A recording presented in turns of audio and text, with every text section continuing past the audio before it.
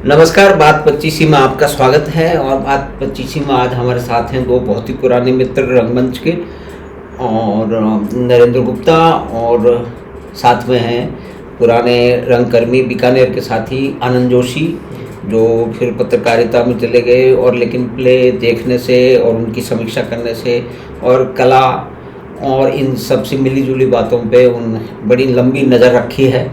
तो मुख्य बात तो जो है वो आनंद जी को करनी है नरेंद्र भाई से। तो आप दोनों का स्वागत है। नरेंद्र जी आपका स्वागत, आनंद जी आपका स्वागत। आपका बहुत बहुत धन्यवाद माधव सिंह जी, और एक और धन्यवाद इसलिए कि आज आपकी बदौलत बहुत पुराने साथी आनंद जी से मुलाकात हो रही है, इनसे बातचीत हो रही है। आनंद जी मैं बहुत खुश हुआ आपसे मिलकर के। नरेंद्र भाई, खुशी तो हमें भी बहुत है, और ख़ास बात यह है कि आप हैं वो मुंबई में रच बस गए थे, और हम तो मानते हैं कि जो आदमी मुंबई चला जाता है वो है वो फिर मुंबई का ही होकर रह जाता है। लेकिन आप है वो अभी भी जयपुर वासियों से जुड़े हुए हैं, हम दोस्तों से जुड़े हुए हैं। ये तो है वो आपका बड़प्पन भी है।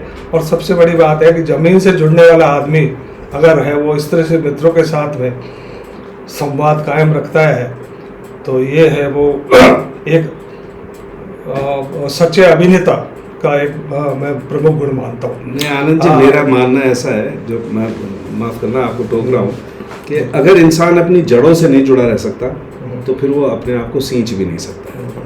और मेरी ये प्रक्रिया है सदा से। अब आपसे मैं इतने सालों बाद मिला हूँ, लेकिन मैंने कभी भी आपको अपने आप से अलहदा या दूर महसूस ही नहीं किया, क्योंकि आजकल जुड़ाव के बहुत सारे साधन हो गए हैं। हम फेसबुक के ज़रिए, हम इंस्टाग्राम के ज़रिए इस तरीके से भी जुड़े रहते हैं। व्हाट्सएप पे भी कभी कभार चर्चा कर लेते हैं, एक दूसरे को रामा श्यामा कर लेते हैं। बेसिक बात है कि आपकी नीयत है कि नहीं उन लोगों के साथ जुड़े रहने की।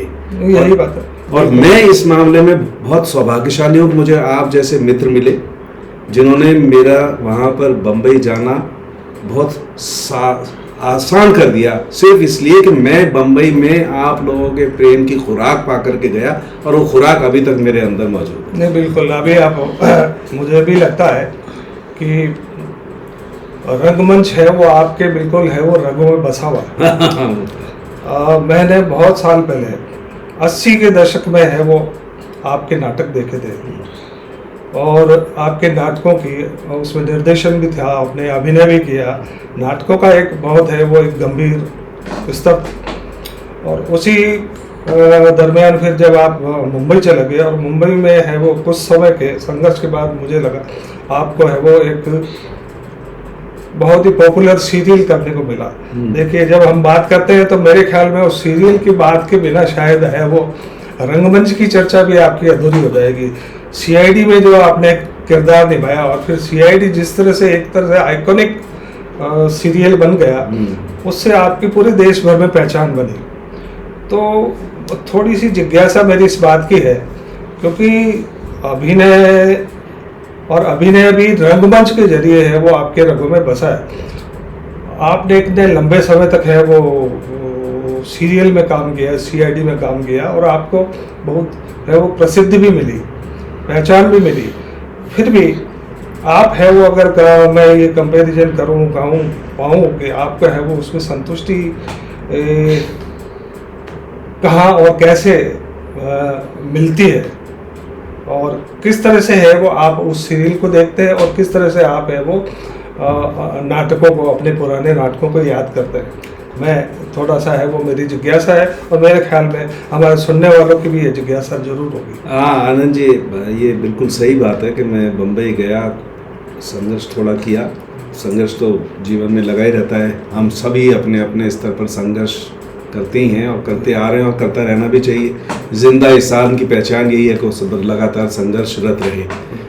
मैं जयपुर से बहुत सारा अनुभव लेकर के गया, राजस्थान से बहुत सारा थिएटर करके गया, और बहुत पैशन के साथ, बहुत मन के साथ यहाँ पर मैंने रंगमंच किया राजस्थान में। आप लोग सब इस बात के गवाह हैं, और मेरे उस राह के साथी हैं।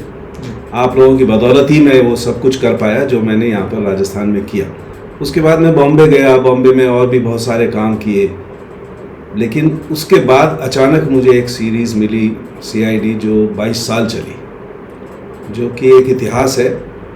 संसार में कोई भी हिंदी का सीरीज़ या कोई भी ऐसी सीरीज़ जो लगातार 22 साल चले, ऐसा हुआ नहीं है। और इस सीरीज़ के साथ ये और था कि जो मेन कास्ट थी वो 22 साल तक सेम थी, और ये मुझे अचानक मिला।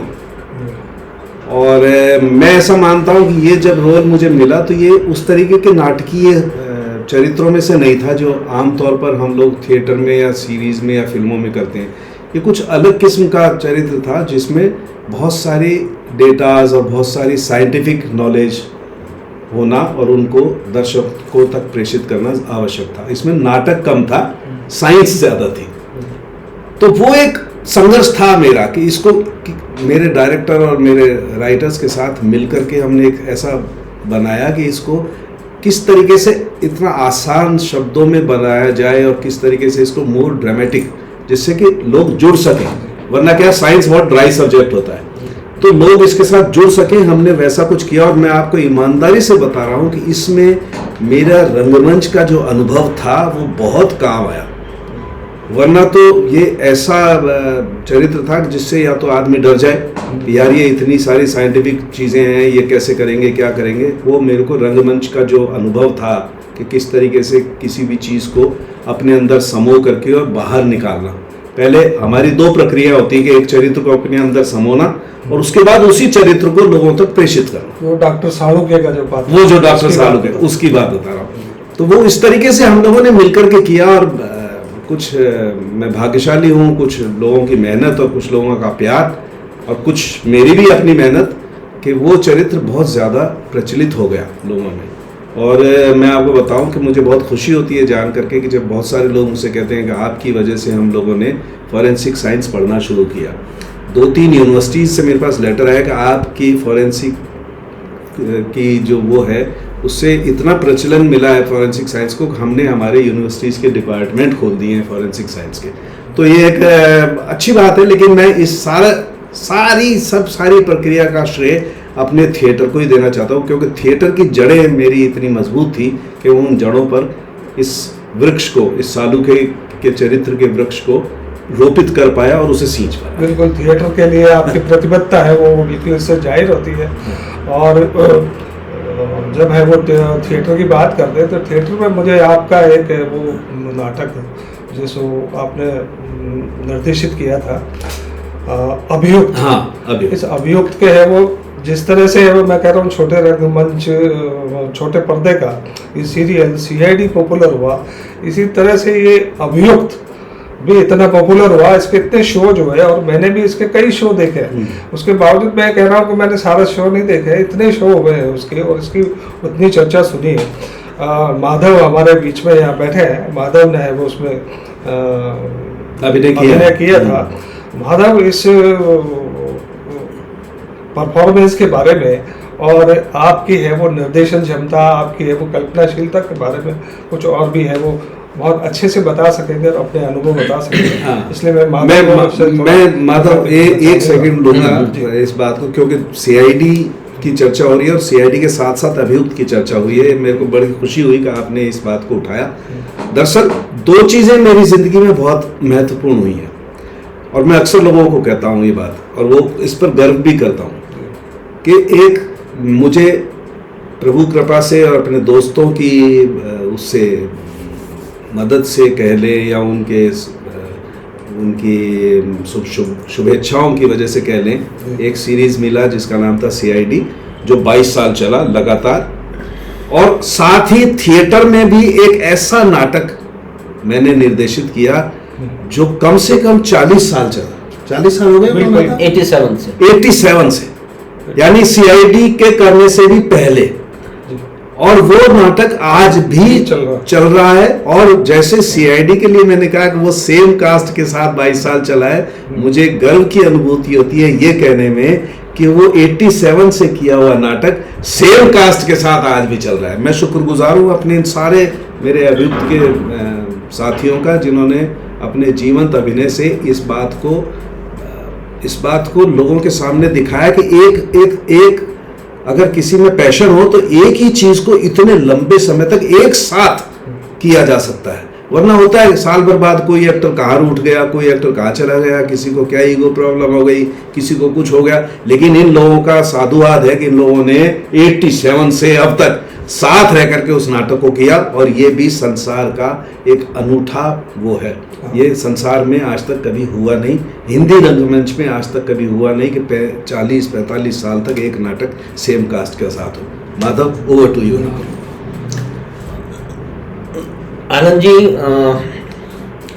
जब इस नाटक की योजना बनी और ये रोल मुझे दे दिया गया, तो देखिए जयपुर के रंगमंच में नरेंद्र का बड़ा खौफ है, क्योंकि नरेंद्र के साथ काम करना उस स्टेज पे और उनके निर्देशन में काम करना, एक जो अनुशासन, एक गंभीर किस्म का अनुशासन है। और मैं उस समय बिरला जी का नौकरी कर रहा था, तो मुझे अक्सर जो है वो लेट हो जाना पड़ता था। अब ये मेरी मजबूरी भी समझते थे, लेकिन कई बार जो है वो उनकी नाराज़गी भी झेलनी पड़ती थी। तो ये था। और दूसरा ये कि इनको सारे संवाद नरेंद्र को याद होते हैं, सामने वाले के भी। तो ये तो मैंने कुछ दृश्य बम्बई में भी होते हुए देखे हैं इनके।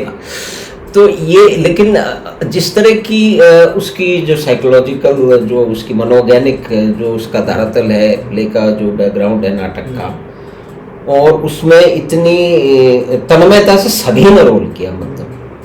और इन्होंने बड़ी उसको अनुशासन से और एक थॉट प्रोसेस से, एक प्लानिंग से, जिसमें कहीं भी वो बिल्कुल नेचुरल भी है वो बात, बिल्कुल कहीं भी ओवर ड्रामेटिक नहीं है, कहीं भी ओवर ड्रामेटिक नहीं है। वो ऐसा ही लगता है कि जैसे सचमुच में यह घटना हो रही है। अब ठीक है, प्ले तो थोड़ा तो शो होगा। तो ये एक विशेष मेरे लिए भी एक अनुभव था, मेरे ख्याल में सभी लोगों के लिए अनुभव था, और देखने वालों के लिए भी। क्योंकि अब मुझे एग्जैक्ट तो नहीं, लेकिन बहुत ज़्यादा शो नहीं हुए। देखिए दूसरे शो के 60-65 के करीब शो हो चुके हैं इस साल में। तो अगर उसकी वो गणना की जाएगी तो भी 40 साल में एक लेकिन फिर भी एक निरंतरता बनी रही। सबका जो है उसके अंदर जो सबका इन्वॉल्वमेंट और सबकी प्रतिबद्धता उस नाटक के प्रति बनती रही। और अधिकतर कास्ट उसकी आज भी सेम है, जैसे कि नरेंद्र भाई बता रहे हैं कि ये भी अपने आप में हिंदी रंगमंच में एक विशेष ये। अब वो ज्यादा शोज इसलिए नहीं होंगे, हमारे हिंदी रंगमंच की वैसे भी एक प्रॉब्लम है, एक समस्या है कि शोज की निरंतरता बहुत मुश्किल से हो पाती है। लेकिन ये और भी बड़ी बात है जो बाय द वे माधव ने कही है, मैं इसको भी एक पॉजिटिव तरीके से देखता हूँ कि साल में 2 शोज हो रहे हैं, लेकिन फिर भी आप जुड़े हुए हैं।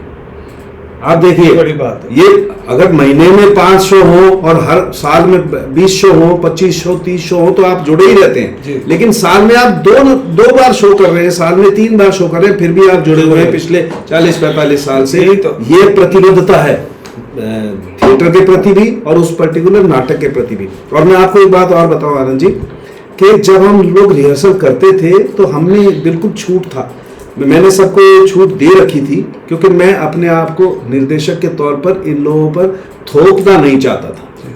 क्योंकि मैं अभिनेता भी रहा हूँ और ज़्यादातर मैंने अभिनय ही किया है, निर्देशन कम किया है, तो मैं अभिनय के और अभिनेता के कष्ट को पहचानता हूँ। अधिकतर निर्देशक उसको कहते हैं कि नहीं, बस ऐसे ही करो, ऐसे ही जाओ, यही करो, बस उसको सोचने का मौका कम देते हैं। तो मैंने एक बार मेरे एक बहुत प्रसिद्ध व्यक्ति हैं, उनसे कहा भी था कि आपको अभिनेता चाहिए या नक्काल चाहिए, इनमें से एक चीज चुनिए। तो वो दर्द मेरे अंदर था, तो मैंने अपने अभिनेताओं से कहा, भाई मैं निर्देशक जरूर हूं, लेकिन मैं ऐसा निर्देशक हूं जो आपका मन पढ़ के कि आप कहाँ चलना चाहते हैं, आपका हाथ पकड़ूंगा और वहां तक ले जाऊंगा। तो ये मेरा एक था, तो मैंने इन सबको छूट दी हुई थी। काफ़ी सारे हमारे डिस्कशंस होते थे कि ये हम क्यों कर रहे हैं, किस लिए कर रहे हैं, ये मूवमेंट क्यों है, ये एक्सप्रेशन क्यों है, वो सब कुछ था। हाँ, ये ज़रूर है कि मैं थोड़ा सा इस मामले में अनुशासन हमेशा मैंने पालन किया है, और मेरा मानना है कि अगर आपको रंगमंच करना है तो अनुशासन और रंगमंच दोनों एक दूसरे की बिल्कुल, ये किसी भी निर्देशक की बहुत बड़ी खासियत होती है कि वो एक डिसिप्लिन भी रखे और साथ में एक उदारता का भी एक मित्रवश, एक ऐसा है वो खुला। बल्कि हमारे यहाँ पर तो थिएटर के कुछ नए बच्चे थे जो हमारी रिहर्सल देखने आते थे। मैंने 1-2 लोगों से पूछा भी, भाई तुम लोग रिहर्सल क्यों देखना चाहते हो? बोले सर हमको रिहर्सल आप लोगों की देख करके, आप लोगों के जो बीच में बातचीत होती है, जिस तरीके से आप नाटक को जिस तरीके से खोलते हैं, किस तरीके से डिस्कशन करते हैं, उससे हमको बहुत कुछ सीखने को मिल रहा है। तो ये एक प्रक्रिया थी, उस प्रक्रिया के दौरान हमने अभियुक्त किया था। बिल्कुल। और रंगमंच में अभी एक डिसिप्लिन की बात हुई, बात थोड़ी सी है वो जयपुर रंगमंच की कर लें कि जैसे अभी अभियुक्त का उदाहरण था, अभियुक्त है वो आज तक है, वो 40 सालों से है वो चलता आ रहा है। एक नाटक के शो अगर 40 शो हो गए, 100 शो हो गए कंटिन्यूएशन में, इस तरह के उदाहरण मिलते हैं, लेकिन 40 साल से एक शो चलता जा रहा है, ये ऐसा हिंदी रंगमंच में बहुत है, वो दुर्लभ सा था। लेकिन जयपुर में ऐसा दूसरा कोई दृश्य अब आज के हालात को देखते हुए क्या बनता है? आप लोग है वो 40 साल से 45 साल से जयपुर के रंगमंच से जुड़े हुए लोग हैं। आप तो खुद भी जुड़े हुए हैं, आप तो खुद भी राजस्थान के रंगमंच से जुड़े हुए हैं। मैं लेकिन सक्रिय रूप से नहीं कह सकता जितने आप लोग जुड़े हुए हैं। मेरा बीच में है वो दूसरा व्यवसाय, पत्रकारिता के व्यवसाय में मैं उधर घुस गया था, तो मेरा है वो इतना मैं नहीं कह सकता। लेकिन मैं हाँ, ये ठीक है कि आप लोगों की जैसी सक्रियता को और जिस तरह से थे रंगमंच पर, वैसी सक्रियता मेरी नहीं है, इसलिए आपका अनुभव ज़्यादा है, वो प्रामाणिक माना जाएगा। और आप जो भी कहेंगे वो जयपुर रंगमंच के लिए ज़्यादा है, वो प्रामाणिक होगा बजाय मेरी बात के कहने के। मैं तो खुद एक जिज्ञासु और जिज्ञासु के नाते आपसे जानना चाहता हूँ, पहले आपसे और फिर माधव से। राजस्थान का रंगमंच हमेशा से बहुत प्रबुद्ध लोगों से, खास करके जयपुर पे भी हाँ, और जयपुर का रंगमंच भी काफ़ी प्रबुद्ध लोग जयपुर के रंगमंच पे सदा से आए हैं। मुझे पिंचो कपूर, मोहन महर्षि, भानु भारती, एस वासुदेव, HP सक्सेना जैसे लोगों के साथ काम करने का मौका मिला, उनको जानने का मौका मिला। और अब बीच में जयपुर का रंगमंच मैंने बहुत ज़्यादा नहीं देखा, इसलिए क्योंकि मैं बॉम्बे में रहता था और वहाँ पर मैं काम में इतना व्यस्त था कि मैं जयपुर आता तो था, लेकिन 2-4-5 दिन के लिए ये एक ज़रूरी बात थी मेरे लिए कि मैं जयपुर आता रहूं और अपने रंगमंच के मित्रों से लगातार जुड़ता रहूं, क्योंकि ये मेरे को सींचने वाली जड़ें हैं। लेकिन बहुत ज़्यादा शोज मैंने किसी नाटक के नहीं देखे। चर्चाएं मैं सुनता था कि कौन व्यक्ति क्या कर रहा है, कौन व्यक्ति कैसे काम कर रहा है, कितना काम कर रहा है। हाँ, अभी पिछले दिनों से मैंने काफ़ी सारे प्लेस भी देखे, काफ़ी सारे लोगों के नाम भी सुने। एक तो मेरे ही ग्रुप के ये सारे साथी हैं जो लगातार काम कर रहे हैं, जिसमें शेखर है, माधव है, रवि चतुर्वेदी हैं, ये लोग काम कर रहे हैं बराबर और अच्छा काम कर रहे हैं और मेहनत के साथ काम कर रहे हैं। बाकी आजकल मैं देख रहा हूँ कि कुछ लोग हैं जो बहुत प्रतिबद्धता के साथ काम कर रहे हैं। मुझे खुशी होती है उन लोगों से मिल करके भी, कि जैसे वो अभिषेक मुदगल हैं, वो काम कर रहे हैं, उनके कुछ प्लेस मैंने देखे यहाँ पर, बड़ी प्रतिबद्धता के साथ काम कर रहे हैं। लेकिन कभी कभी मुझे ऐसा फील होता है कि कुछ लोग थिएटर को शॉर्टकट मान करके अगर आप चलेंगे तो आप अपना भी नुकसान करेंगे और रंगमंच का भी नुकसान करेंगे। मेरी हर उस व्यक्ति से विनती है, मैं इस मौके का फ़ायदा उठा करके ये भी कहना चाहता हूँ कि विनती है कि थिएटर को आप शॉर्टकट का माध्यम न बनाएं। आप थिएटर में कुछ टाइम अपना दें, अपना जीवन दें, कुछ वक्त तक दें, उसके बाद बहुत सारी शाखाएं आपके लिए खुलती हैं जहां आप जाएं। आप जहां जाएं वहां पर आपको ये गर्व की अनुभूति हो कि क्योंकि मैं थिएटर को बिलोंग करता हूं, थिएटर इतना करके आया हूं, इसलिए ये जो चीज़ आप मुझसे करवा रहे हो, चाहे फिल्म है या टेलीविज़न है या वेब सीरीज़ है, वो मेरे लिए सहज है। सहज क्यों है? क्योंकि मेरी नींव जड़ें मजबूत हैं। थिएटर आपकी जड़ें हैं, तो जड़ों को तो ज़्यादा सींचना ही पड़ेगा, इसलिए इसे शॉर्टकट न माने। कुछ व्यक्ति हैं, कुछ लोगों को मैं जानता हूँ, देखा भी है, कि जो बहुत शॉर्टकट में सोचते हैं कि बस थिएटर, और उसमें शायद उनका दोष इतना नहीं है, क्योंकि हमारे को रंगमंच आज भी वो सब कुछ नहीं दे रहा है जो और चीज़ें दे रही हैं। न वो नाम दे रहा है, न वो प्रतिष्ठा दे रहा है, न वो धन दे रहा है, न जीने के वो साधन दे रहा है। तो बच्चे सोचते हैं कि यार 2-4 नाटक कर लिए, अब हम भी बॉम्बे जाते हैं। ये भी तो बॉम्बे चले गए थे, वहाँ पर अपना कोई वेब सीरीज़ करेंगे, और भी ज़्यादा माध्यम खुल गए, कोई वेब सीरीज़ करेगा, कोई सीरियल करेगा, कोई फिल्म करेगा, वो सब कुछ कीजिए, लेकिन अपनी जड़ें ज़रूर मजबूत कीजिए। यहाँ पर काम अच्छा हो रहा है, लेकिन और भी बहुत ज़्यादा अच्छा काम होने की संभावनाएं हैं। लेकिन सबसे बड़ी बात यह है कि आज का रंगमंच भी और ज़्यादा वैसा हो गया है कि आपको अनुदानों पर, आपको सरकारों पर निर्भर करना पड़ता है। आप आज मैं देख रहा हूँ जवाहर कला केंद्र और रविंद्र मंच के बीच में एक अजीब सी खाई सी पैदा हो गई है। जो लोग रविंद्र मंच में जाते हैं और जवाहर कला केंद्र में नहीं आते, और जवाहर कला केंद्र वाले सोचते हैं कि हम तो यही काम कर रहे हैं, हम रविंद्र मंच पे क्यों जाएं। रविंद्र मंच को पर मैंने बहुत निरुत्साह देखा है। एक टाइम था जो वाइब्रेंट हुआ करता था रविंद्र, आप खुद रविंद्र मंच पे आए हैं, आपने देखा है, एकदम वाइब्रेंसी होती थी। अब मैं कई बार जब रविंद्र मंच पे जाता हूँ तो मुझे बहुत वीराना सा, बहुत दुखी सा वातावरण नजर आता है। शायद इसका कारण ये कि सरकारी अनुदानों में या सरकारी सोच में रविंद्र मंच कहीं पीछे छूट गया है और जवाहर कला केंद्र कहीं बहुत ज़्यादा आगे हो गया है। उसका कारण एक और भी है माधव, कि शायद जवाहर कला केंद्र में फुटफॉल है, क्योंकि वहाँ पर एक अड्डा, जब तक किसी चीज़ का अड्डा नहीं बनेगा, जब तक लोग वहाँ पर बैठ करके बतियाएंगे नहीं, सांस्कृतिक केंद्र वो नहीं बन सकता है। जैसे त्रिवेणी कला संगम दिल्ली में, जैसे श्री राम सेंटर दिल्ली में, क्योंकि वहाँ कॉफ़ी हाउस भी है, खाने पीने का भी व्यवस्था है, किताबें भी हैं, पुस्तकालय भी है, सब कुछ है। लोग आकर के वैसे ही 2-2, 3-3 घंटे बैठे रहते हैं, आपस में डिस्कशन करते रहते हैं। ये ज़रूरी है। सिर्फ रविंद्र मंच पे क्या हो गया, नाटक होता है, लोग नाटक देखने जाते हैं और अपने घर चले जाते हैं, पीने को पानी तक वहाँ पर मौजूद नहीं होता है। वहाँ पर जब तक सांस्कृतिक चर्चाएं नहीं होंगी, जब तक आप एक दूसरे से बहस मुबाहिसा नहीं करेंगे, एक दूसरे का मत नहीं जानेंगे, एक दूसरे के साथ समय व्यतीत नहीं करेंगे, सांस्कृतिक केंद्र स्थापित नहीं हो सकता है। बहुत ही महत्वपूर्ण मुद्दा उठाया रविंद्र रंगमंच का, और आपने है वो सारी बातें रविंद्र मंच को लेकर के और जवाहर कला केंद्र की ये जो बीच की दूरी है, इसको लेकर के जो ये प्रश्न उठाया है, ये माधव है वो बराबर है, वो इस पर चिंतन करता रहा है। हाँ। और माधव ने है वो आवाज़ भी उठाई है और ये लगातार रविंद्र मंच से जुड़ा हुआ है। रविंद्र रंगमंच और जवाहर कला केंद्र का अपना एक भव्यता है और अपनी एक वीडियो है, लेकिन जैसा कि नरेंद्र भाई ने कहा कि वो एक थिएटर का अड्डा, जब तक अड्डा नहीं बनता है तब तक है वो कोई बात है वो वैसे नहीं बनती। जैसे पृथ्वी थिएटर है, वहां पर थिएटर का अड्डा बन गया। ऐसी क्या चीज हो गई माधव, ऐसी क्या चीज छूट गई जो रविंद्र रंगमंच जो जिस उद्देश्य के लिए बनाया गया था, आज है वो कहीं जवाहर कला केंद्र उसको कहीं निगल तो नहीं रहा। ये कई मतलब अधिकतर ये जो है ना परिस्थिति का मतलब ये डिस्क्रिप्शन ये इसको कह सकते हैं कि सचमुच ऐसा ही हुआ है। और इसके अंदर सरकारी अमले की तो जो गलती है वो है, लेकिन हमारे थिएटर के बुजुर्गों की और थिएटर के सीनियर लोगों की भी गलती है। हाँ। और क्योंकि और फिर दूसरी बात ये बार बार रेखांकित करनी ये जरूरी है कि जैसे अभी भारंगम हो रहा है, यहाँ पे 140 का ऑडिटोरियम है, रविंद्र मंच पे 700 बैठ सकते हैं और जरूरत पड़े तो ज़्यादा भी बैठ सकते हैं, वो शहर के बीच में है।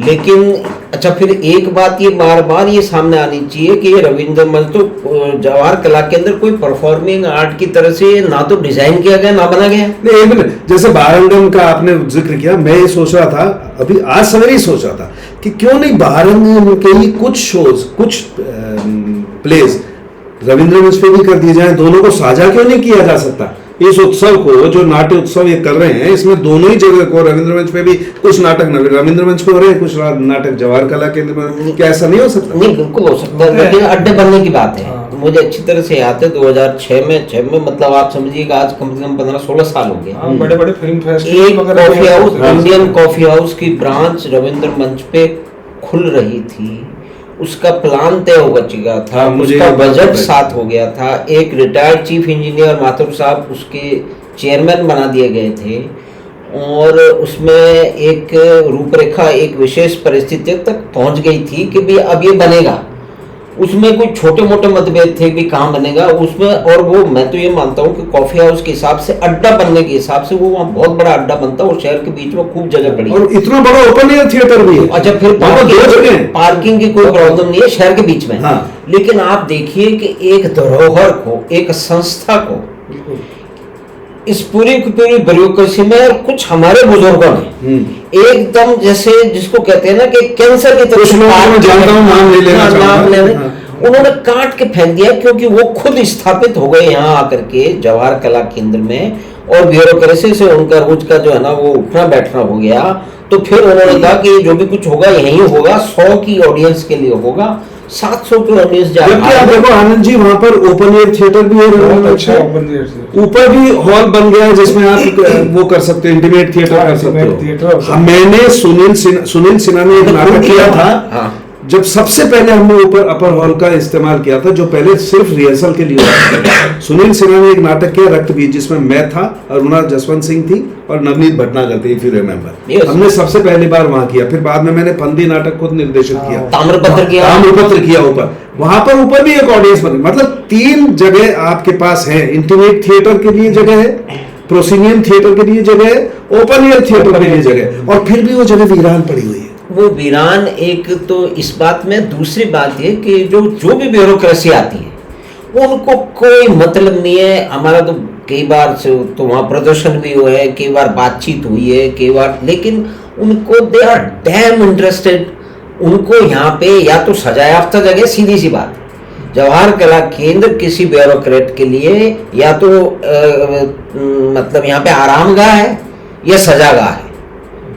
सजा की तरह भी इसको इस्तेमाल किया, जब आर्ट और कल्चर को सरकारें इस तरह से इस्तेमाल कर रही हैं। बल्कि रविंद्र मंच पे भी बहुत सारे जो मैनेजर हैं वो एग्जाम की तैयारियां करने के लिए या कि और इस तरह की, उनको वहां पे उसकी तरह से एक पोस्ट को उसको तो सीरियसनेस तो है ही नहीं, सीरियसनेस बिल्कुल नहीं है। दूसरी बात ये कि दोनों, इनको कोई मतलब ही नहीं है, सब कुछ जवाहर कला केंद्र में एक इट वाज डिजाइन्ड। ये खुद उनका जो है, जो इसके आर्किटेक्ट थे, उनका जो है ना लेख लिखे हुए हैं कि ये नेहरू म्यूजियम के रूप बना था। अब उसकी पूरी रेख रखा, पूरा डिजाइन म्यूजियम के लिए, एक सिंपोजियम के लिए 100-150 लोगों का एक ऑडिटोरियम बना दिया, कुछ बातचीत करने के लिए अलग बना दिया। तो basically it is not designed as a performing centre.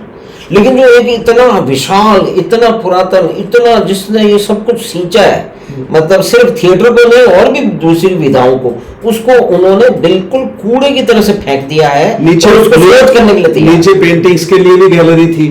लेकिन फिर भी मैं आपको एक बात बताऊं आनंद जी, बीच में टोक रहा हूं क्योंकि दिशा हमारी शायद कहीं ऐसी जगह ना चली जाए कि हम हताशा की बातें करने लगे। मैं आज भी निराश में इसलिए नहीं हूं कि आज भी रविंद्र मंच पे एक अच्छी बात यह है कि नाटक तो होते हैं। मैं खुद देखने गया ऊपर, नट सम्राट अभी एक प्ले हुआ था, उसको भी देखने के लिए गया और भी प्ले देखने के लिए गया। लेकिन हाँ, ये जरूर है कि वो बिखराव जरूर है, वो हताशा जरूर है। रविंद्र मंच पे जाते हैं तो मुझे उदासी का सा आलम मिलता है, जरूर है। लेकिन मैं आज भी होपफुल हूँ, क्योंकि रंगकर्म का सबसे पहला स्टेप ही है कि आप में आशा और विश्वास होना ही चाहिए, वरना रंगमंच नहीं किया जा सकता है। हर वो इंसान जो बावला था दिमाग से, उसी ने आकर के रंगमंच शुरू किया है। हम तो बावले लोग हैं, तो बावले लोग तो आशा और विश्वास में जिएंगे। मैं आज भी आशा और विश्वास, हाँ, पर लड़ाई लड़नी चाहिए, लड़नी पड़ेगी है। लेकिन मतलब हम तो ये मानते हैं कि भाई ये दोनों को एक साथ ही हो सकती है। बिल्कुल। एक आप ऑडियंस फोकस रखो ना, कि एक जगह आप 700 को दिखा सकते हो सकता है 700 वाला हम 300 है। जैसे बड़े फेस्टिवल्स होते हैं जिसमें तीन फिल्में एक जगह दिखाई जा रही है, 4 फिल्में दूसरे ऑडिटोरियम में दिखाई, तो ऐसा क्यों नहीं हो सकता है? जब ये इतने बड़े बड़े फेस्टिवल होते हैं तो उसको एक ही जगह क्यों केंद्रित किया जाए? ये फिक्सेशन हो गया है। हाँ। ब्यूरोक्रेसी के तो उनको तो समझ ही नहीं है। एक दो को छोड़ दो तो वो मानते अपने आप को बड़ा एक्सपर्ट है, लेकिन बहुत सारे कम लोग आए हैं कि जिन्होंने सचमुच काम किया है, लेकिन वो ज्यादा समय तक रहे नहीं। दूसरे तो सारे हर फिल्म के तुर्रम खान लोग हैं। ये हमेशा से प्रॉब्लम रही है आनंद जी, आप भी जानते होंगे, पत्रकार के तौर पर भी जानते होंगे ईमानदारी से, कि सांस्कृतिक केंद्रों की सबसे बड़ी विषमता, सबसे बड़ी त्रासदी ये रही है कि वहां पर जो गवर्न करने के लिए लोग आ जाते हैं वो संस्कृति के बारे में कम जानते हैं, ब्यूरोक्रेसी और कलमबाजी के बारे में ज्यादा जानते हैं, ब्यूरोक्रेट होते हैं। बस जब तक कोई ऐसा व्यक्ति नहीं आएगा, जो कि हुए हैं हिंदुस्तान में लेकिन कम हुए, जिसको सांस्कृतिक आचार विचार की परिभाषा की समझ नहीं होगी, तब तक वो काम हो नहीं सके। तो आपके विचार में रविंद्र रंगमंच और जवाहर कला केंद्र जैसे सांस्कृतिक संस्था की बागडोर है वो किसी संस्कृति करने के हाथ में बिल्कुल होनी चाहिए। इसके मैं कहता हूँ हर वो जगह जहाँ पर संस्कृति का कुछ उत्थान हो सकता है, उसको ऐसे ही व्यक्तियों के हाथ में होनी चाहिए। उनकी सोच समझ ही उसको आगे बढ़ा सकती है। बहुत अच्छा नरेंद्र भाई, बहुत है वो सार्थक आपने बात कही है। और ख़ास बात यह है कि आप है वो सारे किसी भी एक तरह के माहौल से उदासी के साथ में एक ऑप्टिमिस्टिक अप्रोच भी रखते हैं। उदासी में से कहीं रोशनी की लहर निकलती है। आशा रखते हैं, इसलिए आपकी आशा है वो फलीभूत हो।